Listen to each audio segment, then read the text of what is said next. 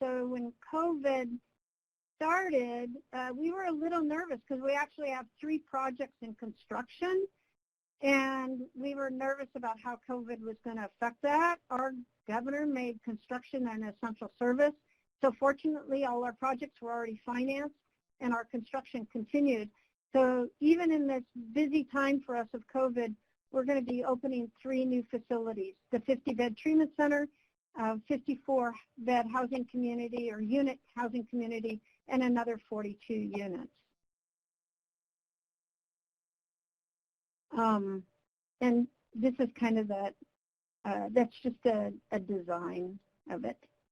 So now I'm going to talk almost exclusively now about housing.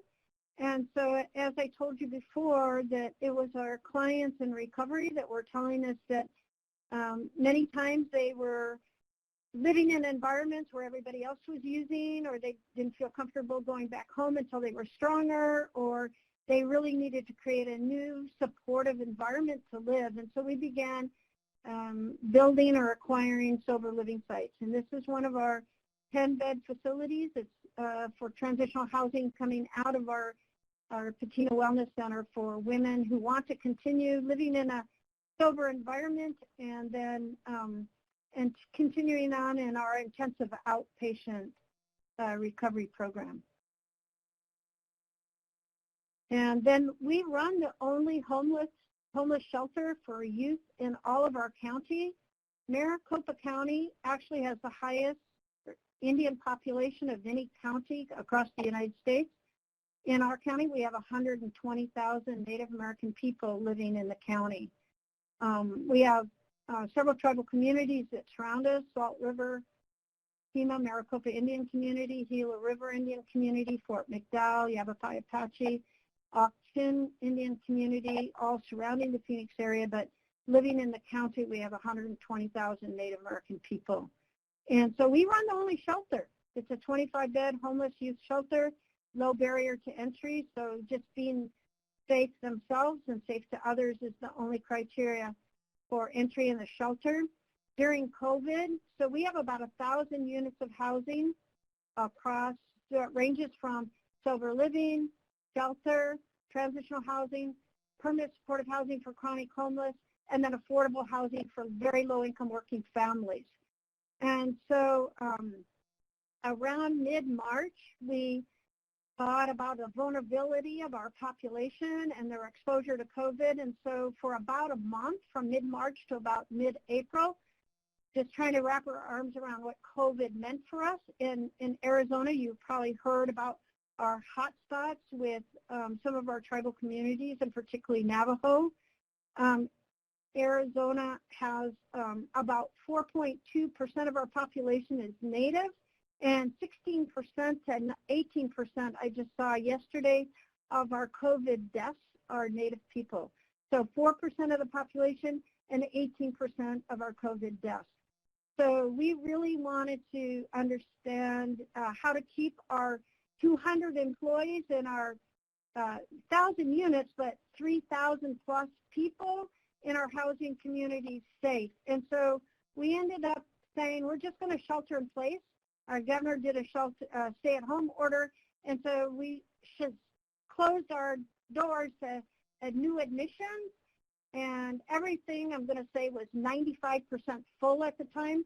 And so we just said we're going to take a breather and keep everyone safe. Since about mid-April, we opened back up, and we began putting our emergency response to COVID in place. We felt comfortable with some of the CDC and IHS guidelines about interviewing people and determining through a health assessment and temperature checks and those kind of things that and possible exposure, that people were healthy and that we could begin admitting them back into our communities. And so the shelter was one of them. So we went from being full in the shelter, going down to probably about 16 youth in our shelter over that period of time of shelter in place. And now all across our communities, we're now taking new admissions, including the shelter. So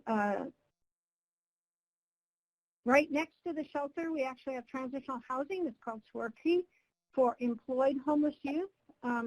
Our governor did a 120-day stay.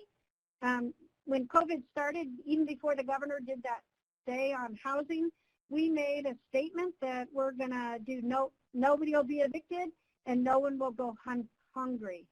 So we were already working on how do we keep people safe and housed, even if they lose their job or they reduce their employment or whatever happens to them or they become ill. How do we maintain people's housing, because that's the safest place for them to be during this COVID time? And how do we make sure that that no one goes hungry, particularly our children, as the schools were closing? So at SWRP, we do have our youth, many of them working in the food industry and fast food industry, and so many of them lost their jobs or their hours were reduced, and so keeping our youth housed and making sure that they are in a safe place. We did implement no visitor policies so that we could keep our communities safe, and that was a little challenge, and it's a little bit challenging with youth.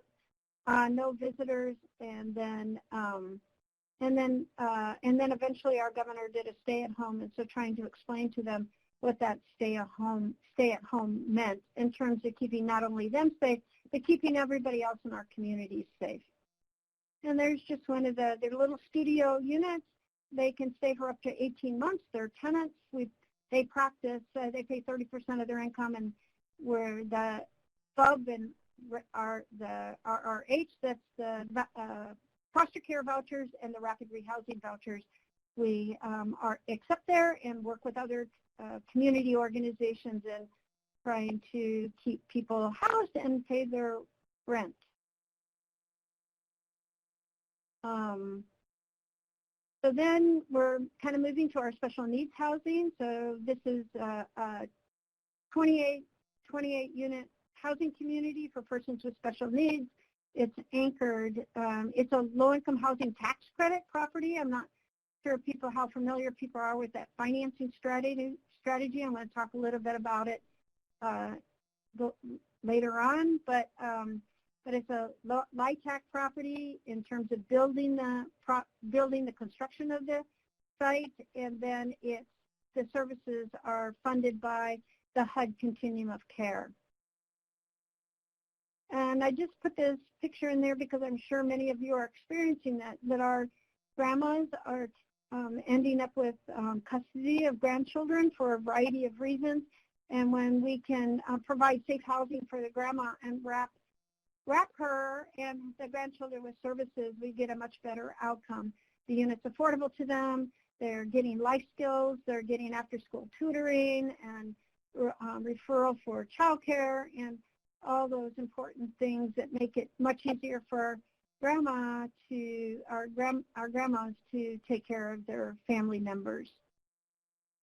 I just put this in there because we're a community development organization. This is actually a picture of one of our sites, and how we go into a neighborhood and approach them about either building residential drug treatment or building chronic homeless housing community is because we engage them.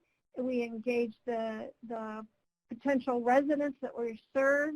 We make the architect of our projects sit with not only our staff, but with potential clients that are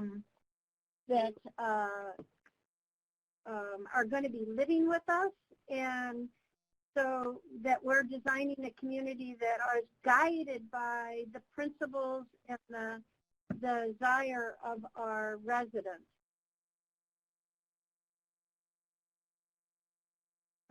And so I'm just going to go back to that really quickly because I'm going to talk more. So these projects that are permanent supportive housing for chronic homeless, many of them are anchored with HUD Continuum of Care funding, as well as project-based vouchers from our local government entity.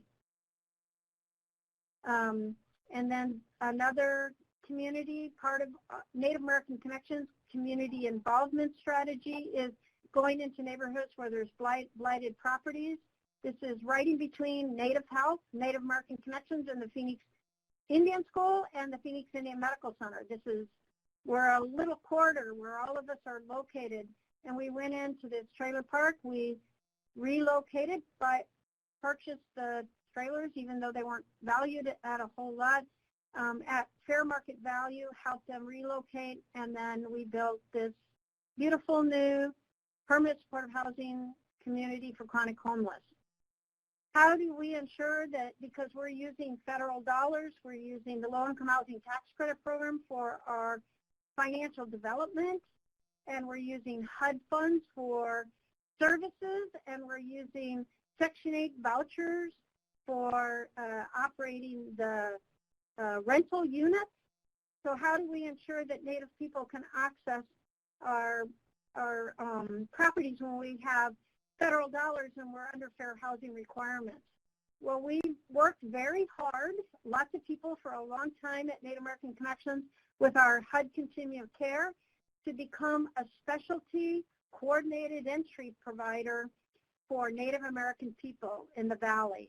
So we were able to look at the data that Native people in our county, remember I said it's a little over 4% Native in our state population, but it's a little over 2% in our county, but making up over 6 to 7 to 8% of our homeless population. So we were able to look at the disparity in the homeless population of Native people and the lack of service, Native people that were getting into housing, particularly our permanent supportive housing, and we were able to establish Native American Connections in our HUD continuum of care, in the coordinated entry priority list, that we're a Native American coordinated entry provider, and that we can move Native American people up as our priority admissions into permanent supportive housing because of that status. And so then ensuring that Native people get into our housing and can complete the complicated, sometimes paperwork that it takes to get a Section 8 voucher, to get their documents where they might need their tribal ID and their birth certificate and their driver's license or a state ID and those kind of things, and or their CIB, getting that, working with our case management team to get all those paperwork in place and so that they can come into our housing. So this is a slide. I wasn't going to spend too much on the financing, but I've let Mark know if there's people that are participating here that are particularly interested on the financing side. You can see in that blue bar on this slide, that blue bar is our capital stack, our financing stack. So the Arizona Department of Housing administers our low-income housing tax credit program, and National Equity Fund was our investor in this project. The City of Phoenix, their general obligation bonds went into the construction of this site. The Federal Home Loan Bank and all of our tribal communities should be accessing the AHP, the Affordable Housing Program, with the Federal Home Loan Bank in your district. Our district happens to be San Francisco, and I'm on the board, the advisory board for that program in the San Francisco area, making sure that our urban organizations and our tribal organizations are able to access those funds. We have project-based Section 8 vouchers attached to the site through our local government entity. So when we're doing a budget for housing, particularly chronic homeless housing, where our tenants might not have financial income, we're looking at a budget for the development and the construction of the project. We're looking at a budget to operate the facility itself. And then we're looking at a budget for the most important supportive services and the wraparound services that chronic homeless people need in order to maintain their housing and stay permanently housed and increase their overall health and wellness. So we're looking at 3 different budgets, and for us they come from different sources. Generally, LIHTC is the anchor and the Federal Home Loan Bank for the construction. It's generally the vouchers, the Section 8 vouchers that anchor the operations of the facility to keep the lights on and maintain the property and all those kind of things. And then it's the foundations and local grants, and then the continuum of care that fund the services. So they're very different pots of money. And if you're thinking about expanding homeless housing services, you really need to think of those 3 different budgets for long-term sustainability. I hope that was helpful as I was talking about that. So how do you open a new chronic homeless facility where people are coming directly from the streets and they continue to maybe have substance use and mental health issues and chronic medical conditions and some other challenges, and you're opening your doors to house them first and then wrap them with services? How do you do that? Some of that safety is from our design. I think I told you that we sit with our architects and so and our tenants, our residents, and our staff about how we want to design these facilities. So our PSH sites, our permanent supportive housing sites, have a single point of entry. And so our residents, they have leases and they have their Section 8 voucher and they're treated like tenants and residents, but they still enter through the single point of entry. And guests and visitors, they need to be buzzed in through this site. We have 24/7 staff there, and so many of our residents will say, hey, you know, I want to limit that person from visitation. That hasn't been real healthy in my life, and then our 24/7 staff know not to buzz them in or to have them be able to go on and into the unit to visit.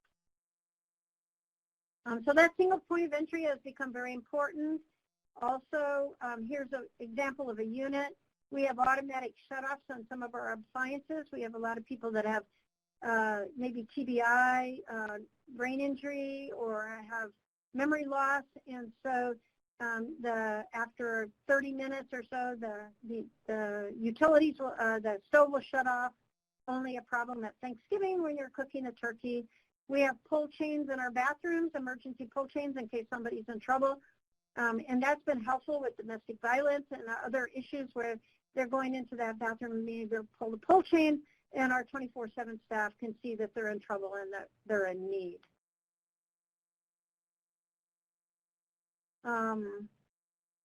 Food sovereignty has been a very important part of what we do, connecting people to food, and not just in making sure that they have food, but access to healthy food. We look at that improvement of health as an important part of improving all the overall health outcome. One of the things I wanted to just say about Encanto Pointe was the first year we opened, it was in 2013. We looked at the Medicaid usage the year before they came in and their Medicaid usage the year after they were housed with us. We looked at their emergency room visits, the number of emergency room visits, and then we also looked at criminal justice involvement. And the emergency room visits, they decreased by about 60% because we connected our residents to primary care rather than using the emergency room. And this is at 9th Street and Indian School, and PIMC is at 16th Street and Indian School. So you can see how important it was to work with PIMC and reducing those emergency room visits. And the Medicaid costs significantly dropped from the year prior because they were using their primary care and getting the appropriate care they needed. Native Health is at Central and Indian School. This is at 9th and Indian School, and PIMC is at 16th and Indian School. We also partnered with another FQHC called Circle the City, that's particularly a healthcare provider for homeless, and really improving health outcomes and improving the health of the individual became probably our primary focus the first year we were open. We were able to reduce their criminal justice involvement to 0 that first year. We had a few people that still needed to clean up some old warrants and maybe some things they had on probation. Maybe they had to go and do a couple days in jail, but we worked with the judges and their probation officers about, hey, this person has a permanent, stable place to live. We're seeing improvement in their healthcare outcomes, and making sure that that they spend as little time in jail to clean those things up and get back to their housing. Many times people, as you know, homeless people will get, they have a place to live and they get jailed and they lose their housing while they're in jail. And so we have a homeless court, and our case managers are very actively engaged in making sure that if somebody gets picked up on something and ends up in jail, that we're letting the courts and the judges know that they're permanently housed with us. They have case management, and they have wraparound services, and that getting them released and getting back into their units so that homelessness doesn't become an issue just because they were picked up and jailed. This is another one of our permanent supportive housing communities. You're beginning to see this LEED certified. So starting with Encanto Pointe starting with in 2010 with Devine Legacy, everything that we've built is LEED certified, and that's a green energy and lifestyle certification. It means that we're providing environments that are reducing the cost for utility, and also clean environments without contaminated carpets and cleaner air filtration systems, that we're certified as a clean energy. And there's rankings of that, platinum being the highest ranking, and almost all of our facilities are LEED Platinum certified. So here we were, just a small nonprofit, developing along light rail and transportation corridors, leading with LEED certification.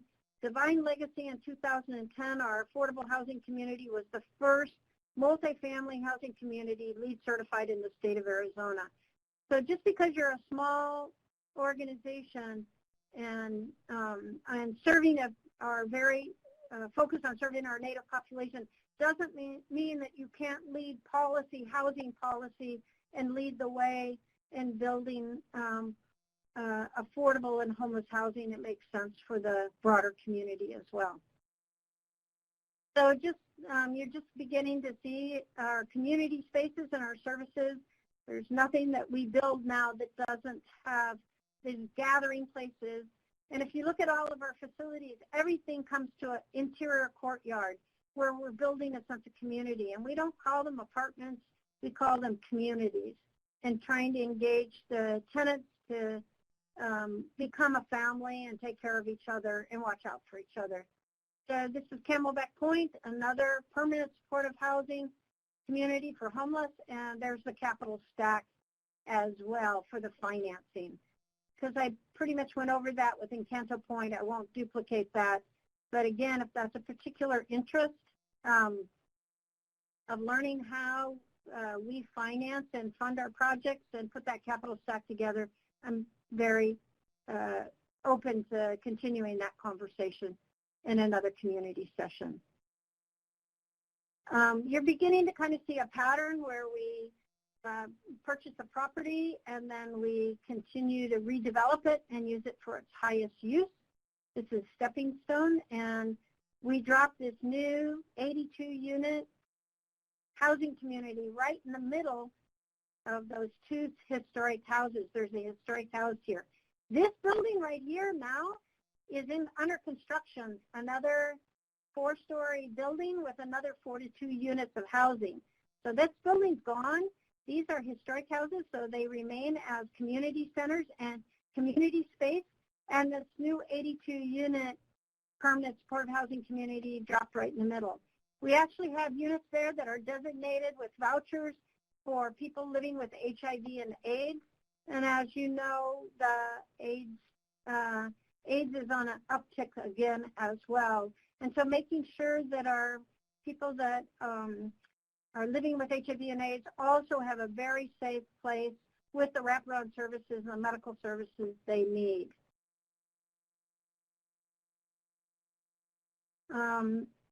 This is one of our affordable housing communities. So far you've seen residential treatment, you've seen sober living, you've seen our shelter for youth, transitional housing for youth, and permanent supportive housing for chronic homeless. Now we're moving towards our facilities that are I don't want to say just, they're affordable housing for our families. And when I talk about affordability, Before COVID, Phoenix and Arizona was the second and third least affordable places to live in the country based on our working wage, and based on the rental rates in Phoenix and Maricopa County. We were the second to third least affordable place to live in all of the United States. Our market rate units in Phoenix are around $1,500 to $2,000 a month, and our rents start at about $475 a month. So we'd make our units affordable to a single mom who's making minimum wage. Right here in Arizona now, I think it's $12 an hour, or maybe $12.50, because we have we passed finally, legislative-wise, a minimum wage. And so a mom who's raising her children, or a dad, single parent dad too, raising their children, earning minimum wage, can afford to live in our affordable housing communities. This is Coral Canyon. This is one of our larger communities. It just got painted, so it looks a little funky in here. And this yellow tape is during COVID. We had to make decisions about keeping our kids safe and taping off our playground areas. They're still closed. We're beginning to, this community would have a no visitation policy right now. This has 70 units, and it has 2, 3, and 4 bedroom units, so you can have families of 10 in your 4 bedroom units.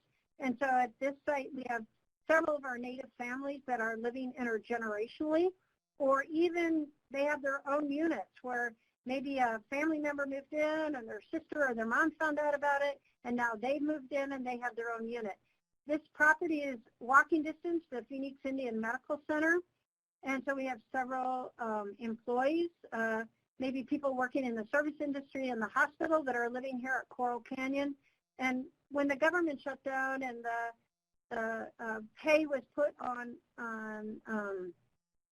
hold, we allowed our federal employees waive their rent during that period of time, and made sure that they felt comfortable that while they were waiting for wages, that they were not going to lose their housing. Because this is families up to 10, you can imagine with 70 units, we have sometimes close to 200 children living at this site, and I'm going to say most of our supportive services are around the kids. Right now, they're around food and making sure that we have working with our local food banks, and that they have kids cafe and meals that are delivered to the children, and childcare and tutoring. And this particular session with the fire department was around fire safety and seatbelts and those kind of things. And back to school, we do a lot of back to school drives, making sure that our kids have the supplies and maybe vaccinations and those things that they need to go back to school. So now you're beginning to see how housing integrates with healthcare. And again, if I'll remind you that we made a pledge, and our governor has a 120-day stay as well around no evictions. No one can be evicted. Making sure that during this very difficult time, if people have lost their jobs or their income has decreased, that they have a safe, affordable place to live. We are encouraging them to apply for the rental assistance that it's available, and so we're, helping people with applications and applying for amenities and benefits that they are eligible for, and trying to go through that kind of complicated process of drawing down some of the federal dollars that are working for our families. Here's Devine Legacy. This is actually our office building that I started with.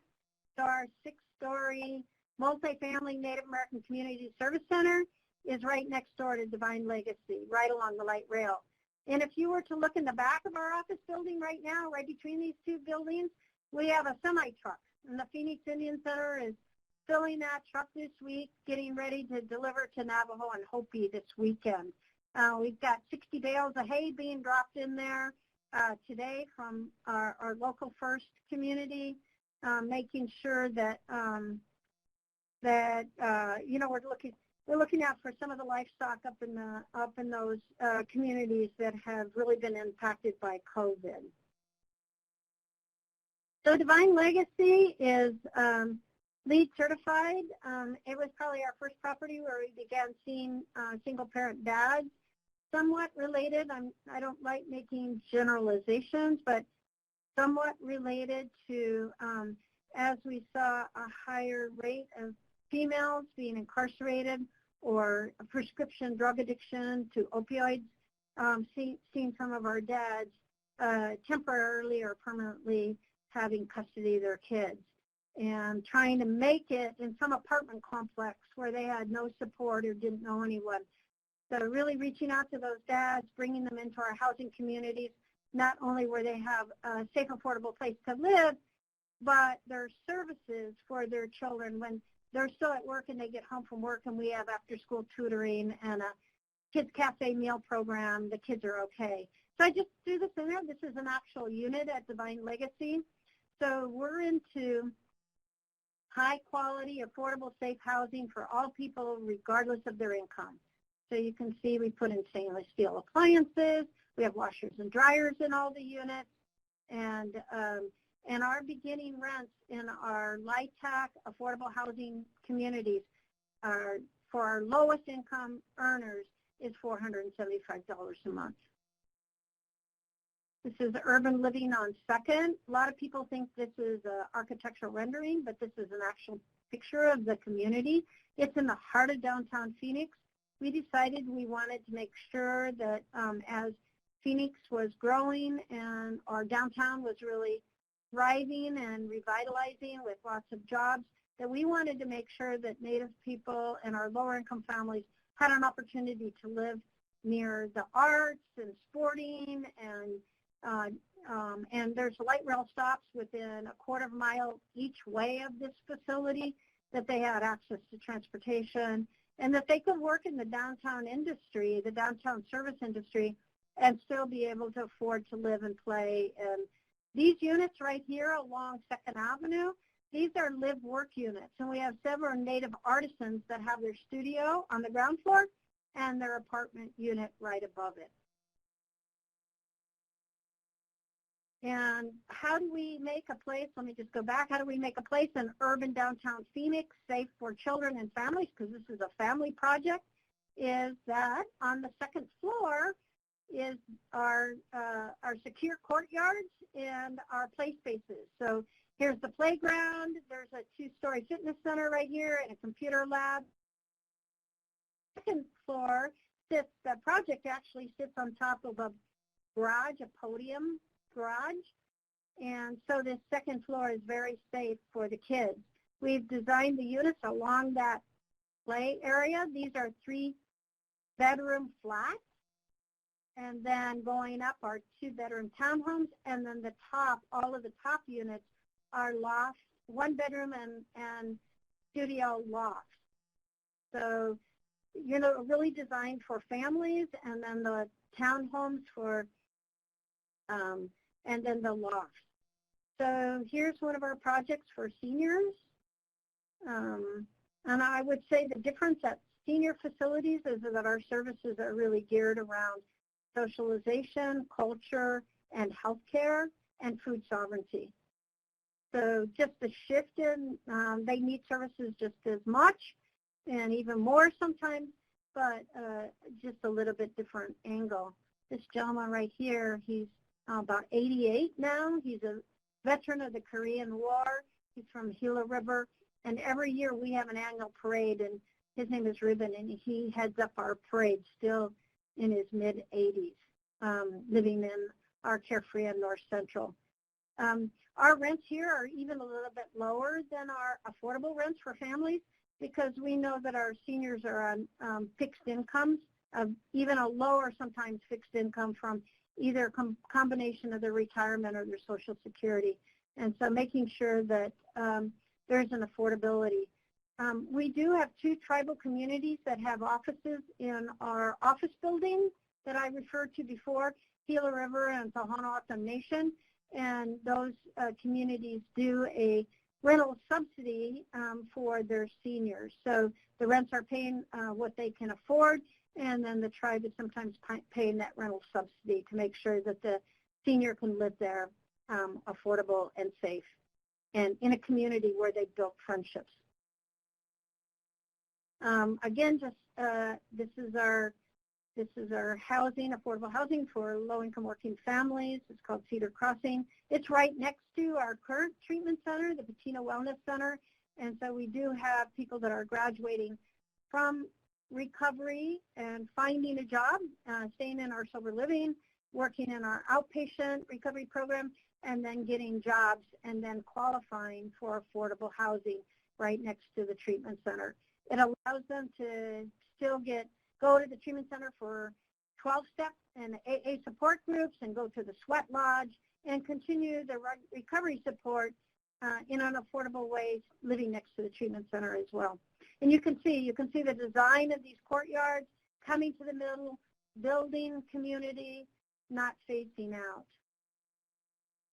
We have done some single-family home. It is not our expertise to do single-family home. We actually partner with other organizations that are doing a lot of home buyer education and preparing people for home ownership. But we did do a 10-unit townhome affordable housing home ownership project. This is one of our employees. She still works for us. So I'm going to say she's probably been with us about maybe 17 years or something like that. And she was homeless for almost 30 years, had been in the criminal justice system, went through our treatment center, lived in our homeless housing. But anyway, went on over the years and became a homeowner. Another senior property, and the one thing I wanted to say about this property is that we actually raised the funds for rental assistance right from the very beginning. That we looked at the average income of the seniors in terms of their retirement or their Social Security and what their incomes were and what the rents needed to be, and we found that those incomes did not meet even the tax credit, the low-income housing tax credit rents. And so we raised the money as we were developing the project, and we run our own rental assistance program. So when people come and we find out that they don't have enough income, then we're so let's say the rent is $625 a month, and the tenant can only pay $400. Then we're paying our own upfront capitalized rental assistance program $220 a month for that senior. And we raised enough rental assistance for about 25% of those units for a 15-year period. So looking forward and ahead to take care of our seniors. And this is just another, I don't want to say just another, this is another downtown property, affordable living community. Arizona State University is right across the street. This is in the heart of downtown Phoenix. And then I think I'll take just a little break before I talk about kind of our community development work and just see if I haven't seen many questions. So are there any, I don't know if I wasn't watching, I don't see any hands raised or I haven't seen anything in the chat. So maybe just take a break there and then I'll continue on with talking about the redevelopment of the Phoenix Indian School.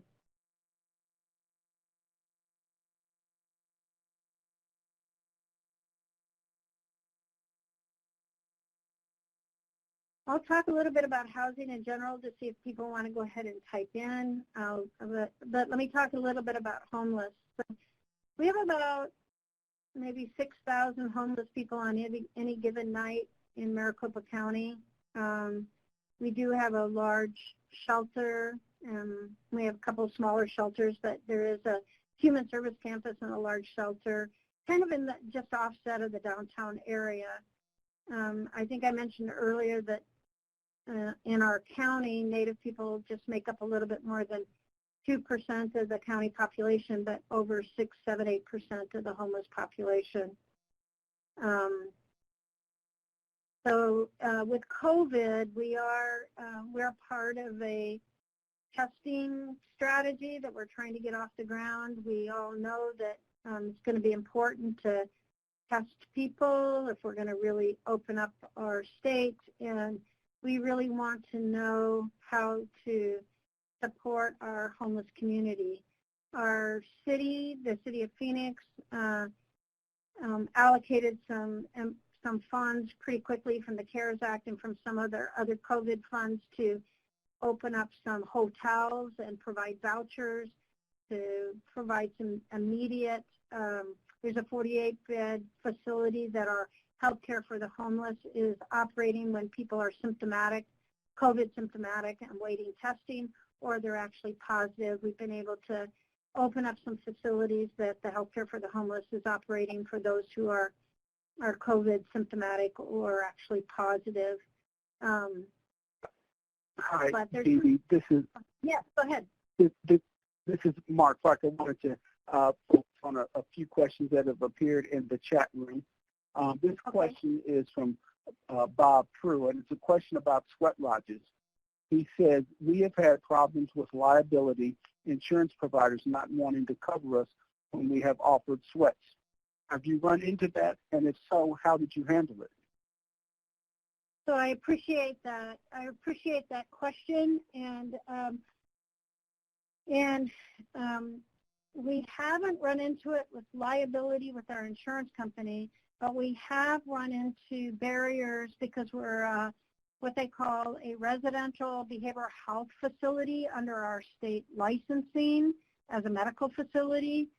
That the sweat lodge, we have to have fire, a fire inspection, and the fire marshals have, and this has happened over time where we have protocols where we have to have a hose that's there at all time that we call the fire department before we light the fire, and that we call them when the fire's out, because we're in the heart of downtown Phoenix and you can see the fire sometimes, or the smoke, and you can smell the wood burning, the cedar, and so it's been more of this process of licensure and working with the fire department.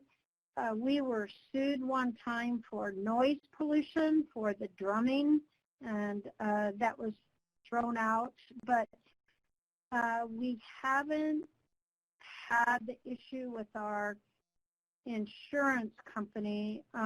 I think we're so at risk already with our residential treatment program, and they're on the grounds of our treatment program, taking pregnant women in their last trimester that maybe have not had prenatal care, that we're taking people, on MAP services and opioid addiction, and we're taking, people from emergency rooms and jails, and pregnant women, and it's fitting into that overall kind of risk profile that we have already that hasn't come. I've read about that, actually. Maybe it was even your community that I read about, and those are the kind of things I think we work on nationally, that we have a national approach to saying, I could document one of the things our state does allow. We do have some Medicaid billable traditional services, and one of the things we were doing when we were involved in describing what those services were and making them Medicaid eligible, we provided that, we had no record except for one incident over the 35 years of somebody actually they were injured, burned by one of the sweat lodge stones. So we operated for 35 years, 3 sweats a week, without any medical complications, and then of course being able to document the positive the physical, mental, and spiritual aspects of the sweat lodge. So if you want to ask another question, or if you want to continue to talk about that, I would certainly have some energy around that. Thank you, Dee Dee. I appreciate the addressing that. Bob is also saying thank you. An additional question in the chat box is asking you to discuss food and housing insecurity as related issues. So, do you have any? Go ahead. Go ahead.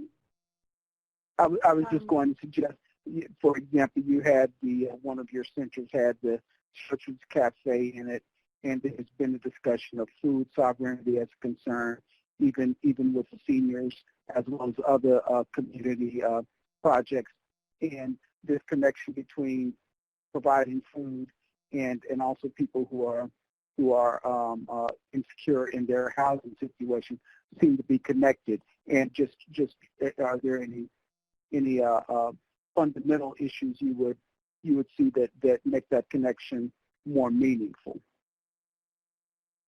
So one of the things that we noticed when we opened up permanent supportive housing for homeless is just because our new tenants, our new residents who had been homeless on the streets had their own kitchen and appliances and food in their shelves, did not mean they knew how to cook or to utilize that food or have an interest. We still found that they went to the soup kitchen. And so it became more and more an awareness that I should have put a picture of our food pantry. We actually have pretty significant food pantries at all of our PSH sites, as well as freezers and refrigerators, in which we're working with our local food bank distributors, St. Mary's Food Bank, and our volunteer coordinator, food sovereignty and food has become a major focus of both our volunteers who come in and cook meals at our youth shelter, do food drives, and making sure that we have food available in pantries at all times. We do apply for food stamps for our residents and tenants. We're very focused on our case managers, making sure that benefits that people are eligible for, that they were applying for those and helping them get those benefits. We do notice that people do, even if they have food stamps, are running out of food towards the end of the month. And we do a lot of cooking classes, and I think staff are always telling me one of their favorite classes is crock-pot classes, where they can go into the pantry and just grab food that's in there and make a crock-pot meal. So I think it was a little bit insensitive of us thinking that just because they had a beautiful kitchen that they were going to be able to know how to utilize it, and they would have, the capability of having enough food to keep their nutrition going forward. We do have gardens at each one of our sites. I'm going to say if you've been working with community gardens, it's really how you approach those and how you engage the community to take care of it. And so we do have community gardens. We do a lot of focus, and because we have commercial kitchens, and we are, I was just going to talk about the Indian School, that commercial kitchen is really focused on chefs that have gone back to indigenous meal preparation. We're doing a lot of education and training around that and what a healthy food does at our residential treatment center, where we're introducing healthy meals maybe to people for the first time. We actually contract out our meal program there, but they use fresh food only. We have a contract that says they don't freeze any food, that they use fresh food, so they have to have a delivery system that provides enough fresh food to feed the 70 residents there, and introducing those fresh, healthy foods and why it's important into our curriculum. So we're working all the way along with our seniors. I think we tie into the senior centers and Meals on Wheels and other programs that seniors have. We're always looking how we use the community resources as well, and then maybe making sure that we backstop with our own food donations. We've actually found that there's been a step up in food delivery at our sites with COVID. I'm going to say that's probably the major focus of our volunteer coordinator right now. Is we're probably having 4 or 5 deliveries of food. We're working with a company called Fresh Express or Fresh Produce, and they're delivering bags of produce and making sure that gets to our most vulnerable populations. So just making it part of the integration of your whole housing program is healthy and nutritious food, how to prepare it. So You can go to inner communities in any given day, and you'll see a table out that has produce and groceries and things out on the table that are free for distribution. Great. Thank you, Dee. That's a very helpful answer, and especially that example of integrating educational opportunities with nutritional supports. Additional question in the chat is as follows. Do you have any recommendations for first-time providers of housing or those wanting to support homeless populations? Financing is one aspect, but understanding how to provide the need or what the needs are is another aspect. So that's a very good question. I think that came from Kimberly, or maybe Kimberly's passing that on. Yes. So, I think really understanding, we've been working with Flagstaff, Arizona too, and truly trying to understand the scale of homelessness and the scale of Native American homelessness and the impact. And so when you're looking at those needs, you're really looking at jail data. You're looking at emergency room data. We looked at the jail population, and at one time in 59, there were 59 people, like in 1 year, 59 people were recycled through the jail. I forget how many times it was, but it was, some of them entered the jail, 100 times in 1 year. So you're really looking, we were looking at jail population, what population of that was Native, that they were being really jailed for their homelessness.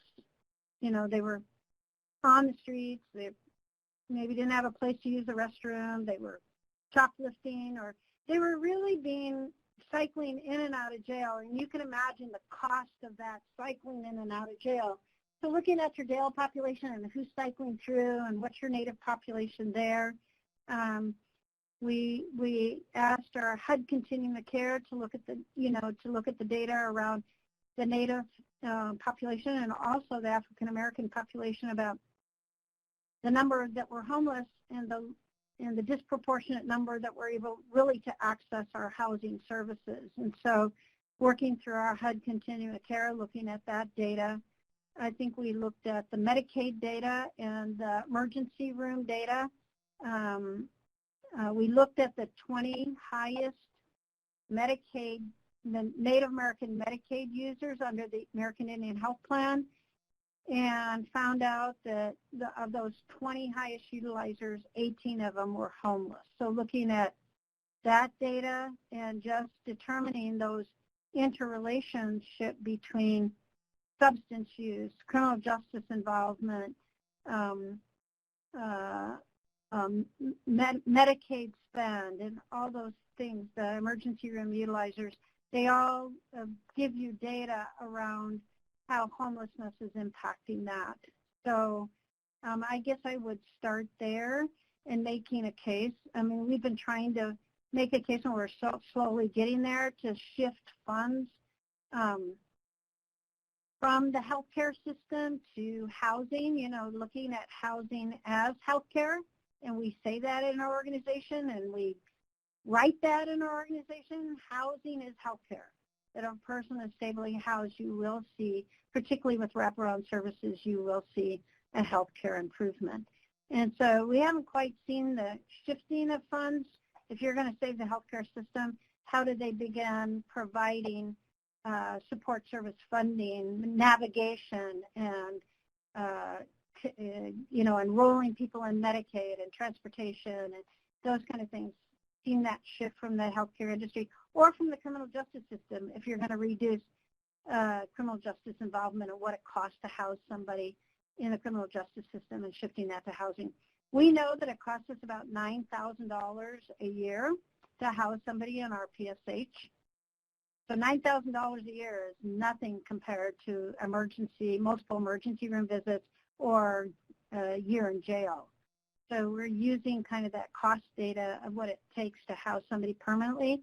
Corporation for Supportive Housing, and they do have a Native American group CSH, can give you really good data about what permanent supportive housing costs versus what it costs to provide much more expensive services in other industries. So making the case, I find that when I make the case for our housing communities, some people see it from a compassionate, it's a compassionate, humane, and dignified way to house our homeless population, and some people see it from that perspective, that other people see it from the financing perspective, that we're actually lowering the cost, very much lowering the cost of other very expensive costs of care by housing people on a permanent basis. Two quick questions. You mentioned the Corporation for Supportive Housing. Is there a website or a way to find out more about that particular organization? Well, so they're a national organization. I don't have their website with me, but I mean, Corporation for Supportive Housing, they're a national organization, and they have a presence in most larger communities across the country. Okay. And they do have a Native American group that has done a lot of work around permanent supportive housing. So I know that there's other PSH sites, like I know Duluth, Minnesota has a really organized group that has worked with CSH around housing Native people. I can send you some of those links. I'd be happy to do that. Yeah. Sure. Someone has listed the website in the chat box. Yeah, Jen just put that in the chat box. Yep. Thanks. That's wonderful. One additional question, a term you used a couple times was the HUD continuum of care. Can you just briefly describe what that is? So, across the country, the McKinsey-Vento funds, there's a continuum of care. Arizona, we have 3 of them. We have Maricopa County, Pima County, and then our balance of state. And so every state would have these continuums of care that receive HUD funds each year for serving the homeless population. And Jen, maybe you can put another link up to the HUD continuums of care. And so every state would have a continuum, and there's a local board that directs their work and directs the funding and directs the performance outcomes. And so I see that Jen just put up a link to that. Direct participants' attention to the chat box where the link is listed for both the Corporation for Supportive Housing and for the HUD continuum of care. Thank you so much, Jen. We're at 2:27, and I'm hoping we can continue for a few more minutes for any other questions or comments that others may have. This has been a really valuable information-filled presentation. I want to take time to thank you right now, Dee, as we get close to closing. I just have a couple more slides, Mark. Sure, please go ahead. Okay, and I appreciate that. The former Phoenix Indian School that was open for 99 years, 1891 to 1990, is right across the street from our offices and surrounded by many of these projects that you've seen. We purposely decided to build and develop in our original Native American community, which was surrounding the Indian School. And so the Indian School closed in 1990, and the Department of Interior traded it, and it eventually became a park for the city of Phoenix. And we would look out, there were 27 buildings when the school closed. The city demoed all of them except for 3 that were on the historic register. And we kept looking out across the street into the park and saying, that was home, good or bad stories, good stories, around the boarding school experience for 99 years, and we need to get back in and tell that story. So finally, in 2016, this was the original elementary school. We were able to go in and get a contract with the city of Phoenix. We redeveloped that building, and now we tell the story. We have the Phoenix Indian School Visitor Center Gallery and service center where we tell the story of the Indian school. This picture was actually in front of our building, and it's in 1951. So you can see that there were still forced removal, military-style boarding schools, even in 1951. And so inside this Indian school building, we actually have a large gathering place. When we were renovating it, we did a charrette with the Native community and the tribes across the state whose tribal members went to the school, and they wanted a gathering place. So we have a 120-person conference room, event center. We have a classroom where we do a lot of educational teaching. We have a gallery where we have a lot of historic things from the school where we're telling the story of the school. We have a little conference room and business center. And then we have a commercial kitchen where our indigenous chefs are actually creating businesses and teaching and providing indigenous foods. And then I'm just going to end with, every year, we had our 39th annual parade. We have Native American Recognition Days in Phoenix through the month of September. We have over 30 events now, September, and predominantly September and October, and some into November. And almost every single one of the Native organizations has an event, and we do a parade. It takes us 2 hours to get all of our entries out into the streets. That's how large our parade has gotten, our 39th annual this year. And so it's just a way of our community continuing to let the broader community know we're here and we're thriving in our community and the things that we contribute and bring to the community in general. And we do that through our annual parade that's the second week in October every year. So I just want to thank everyone for giving me the opportunity. The time seemed to go very fast, and I'm interested in continuing community conversation, and I'll be logging in to hear other people and open to other topics as well. So thank you very much for having me. I appreciate it. Thank you so much, Dee Dee. I really appreciate your presentation. And you may be aware, and others have joined the community of living previously, you're aware that we're going to have a third session that we've already begun to plan later in June. And we'll make sure that everyone gets notices and flyers connected to that third session. Dee Dee, we're hoping you'll be able to join us as a participant at Close Our Conversation. And I hope we'll have just a huge turnout for people who are genuinely curious about your story and the success of your center with regard to the number of housing and the diversity of housing projects that you've discussed. A few housekeeping details. If you look at the top right-hand corner of your screen, you'll notice that a file is available that is an actual compilation of Dee Dee's slides. It's in the download file section. You can click on the button that allows you to download files, and it'll be available to you as a portable document PDF file that you can save to your laptop computer. We're going to feature additional community of learning upcoming. Just wanted to do a quick shout out about this Friday, bi-weekly COVID community of learning. It's going to be held on the 15th, a couple days from now, from 1 to 2:30 p.m., the continuing conversation about COVID-19. Next week, we begin our 7th session Board of Directors Training and Leadership, Governance and Leadership training session beginning May 20th from 1 to 3 p.m. We'll have 2-hour sessions extending through June, and I hope you've seen the flyers about that. And finally, just wanted to direct your attention to our homepage where you can connect to any resources to our resource page on COVID-19. It's just full of a lot of information about legislation, policy, a variety of stories about Indian country and the experiences of UIOs is available there.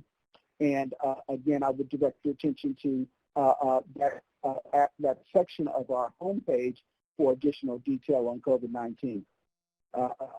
Again, want to thank Dee Dee for her really informative and comprehensive presentation. Again, we're looking forward to having her back for our third community of learning in the housing, in the homelessness and housing insecurity community of learning. And then finally, I wanted to let you know there'll be a brief 2 or 3 minute evaluation for you to fill out. As the minute we close the meeting room, you'll be directed to the evaluation on our webpage for an online survey to complete to get your comments about the evaluation. I hope you're able to join us for our planned third session later in June, and I look forward to welcoming you all back for a really rousing and informative conversation on homelessness and housing insecurity. It's such a broad topic to discuss the needs of people in transitional living and permanent supportive housing, in congregate care settings that includes nursing homes and even those who are incarcerated, and how complicated healthcare has become for persons in those settings. We look forward to people sharing their story. We'll be inviting persons to log into our COVID-19 resource pages and share what they have experienced or details about their trajectory in this moment. It's a very challenging moment for all of us. So again, I want to thank you for your participation. We look forward to seeing you in session 3 of our community of learning. And as we close out, hope you have a wonderful day and a productive week. And please stay online to complete the survey at the end of our session. So take care, everyone, and we'll look forward to seeing you in the not-too-distant future.